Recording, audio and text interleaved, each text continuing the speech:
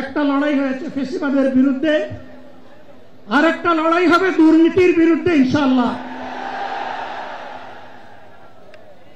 এই দুর্নীতির মূল উৎপাটন করার জন্য যা দরকার, আমরা তারুণ্য এবং যৌবনের শক্তিকে একত্রিত করে সেই লড়াইয়েও ইনশাআল্লাহ আমি জয়লাভ করব।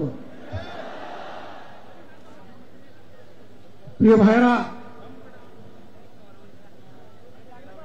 জামাতে ইসলামী যে দুর্নীতিমুক্ত সমাজ গড়বে তার প্রমাণ কি? তার প্রথম প্রমাণ হচ্ছে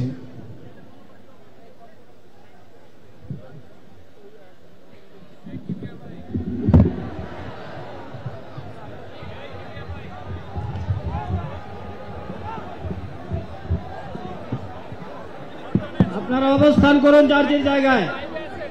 আপনাদের সব কিছু দেখার সংস্কৃতি